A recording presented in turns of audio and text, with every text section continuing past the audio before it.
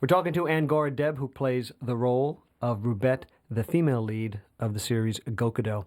Hi, Angora. Hey. Say hello to everybody who's listening here on Hey, DVD Land. everybody. How did you get started in anime? Dee dee dee dee. Well, the man who's responsible. Who would that be? It would be you.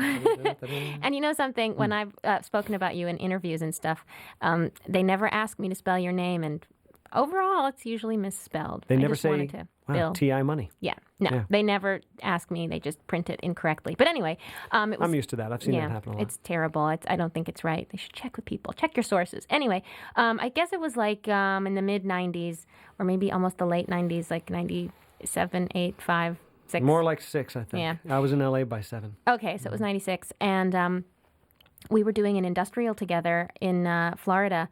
And before that, during our rehearsal sessions, I would just kind of like, goof off in our, while we were taking breaks or whatever. And I think you said, you have a really good voice. I do this stuff called anime. I'll call you in for an audition. I was like, oh, sure you will. Because, people often say things and they don't follow through. But in fact, you did. You did call me in for something, the very first one that I got, which was My. And it was a whole new world to me. The only anime I was aware of was like Speed Racer and Kimba the White Lion, which I adored. Sure. And I came in and I ended up getting a role. And then it was just, you and I sort of would work on the same things together, distantly. But so you are completely credited with getting me started in this. But it's what I remember from my side, it's not so much the voices you do, because you have a wide range. Right. It's not important to have a wide range, and in your natural voice, in your natural register, you had the perfect female lead anime voice. See, so that's what, interesting to know. But it wasn't so much listening to you be versatile, it was hearing your natural voice and seeing your improv. Since I think you have to have improvisational skills for this. I completely Plus, agree. you also have to be with it. You have to have some, not just craft. You have to have some dexterity. You have to be nimble of mind as well as nimble of of your speech. Right. And that's what I heard, and that's what I saw when I was working with you on that industrial thing, and made me think I should bring you in. Now I'd forgotten that. I'd forgotten that you had done because I remember when we called you in for Battle Arena Toshinden. Yeah, that was the second one. You went nuts because you yourself were a fan of Battle Arena Toshinden. Right. I used to play. Actually, I didn't play Mai, though. I played Me in My. No, I remember that you played Me. Yeah. Right. But Battle Arena Toshinden, I went crazy because, first of all, I always played as Ellis, who was, I never give up on the game. And when I found out that it was already cast, that Ellis was already, I was crestfallen. I thought, this can't be. I could kick anybody's butt as Ellis, and you're going to make me play Sophia? I mean, it was not such a, it wasn't such a big... That was actually, just before you go on, that audition for Battle Arena Toshinden is where I met Apollo Smile, who ended up playing Tracy, I think it was. So, was it Tracy? Yeah. She's the roller skate girl with some kind of a stick. Let's talk a little bit about Gokudo, what you liked about doing this show. Oh, this show is excellent on several levels. One level, I mean, not to kiss butt, but you have done an amazing job in terms of adapting. And what that means is, another person who I highly respected for that was Mike Albin.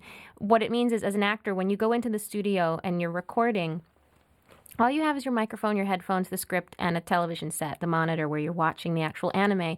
And so it's very difficult for me, I'll say for myself, to split my focus between reading and looking up on the screen. And one of the nice things is having a script prepared in such a way that if I wanted to, I wouldn't even have to look up from the page to see what's going on, because it's written so well with the pauses. You can kind of feel where they are. The words fit each flap, and the emotion, there's a little, director's note about kind of the direction you want to go. So that is a great thing. That makes it easy, and that's why I loved working on this. It's so easy. It makes my job just like, silk, easily. The second thing that's fun about it is I get to pretty much use my own regular speaking voice as opposed to doing something more affected, which is fun. I do like doing the high, squeaky characters like 16-year-old, fighter girls, or really nasty, evil characters.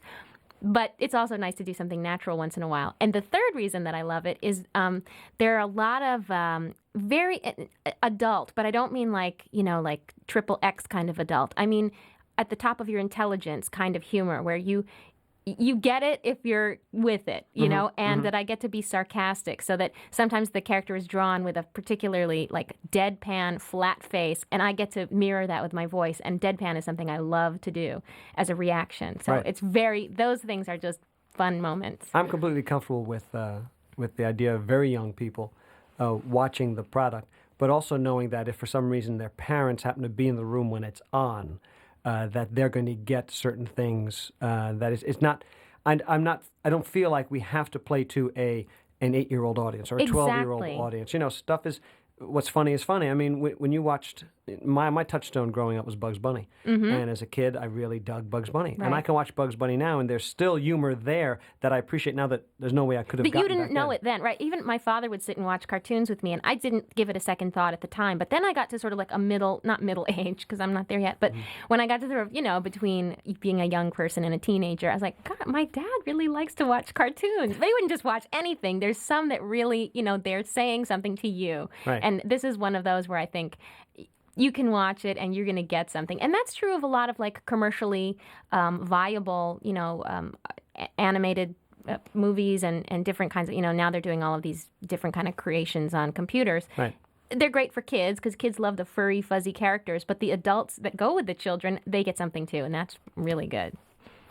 Give me a little bit of an example of your high voice. You said you've done roles Yeah. like that. Yeah. Can I hear a little something? Sure. Okay, watch it. Here we come.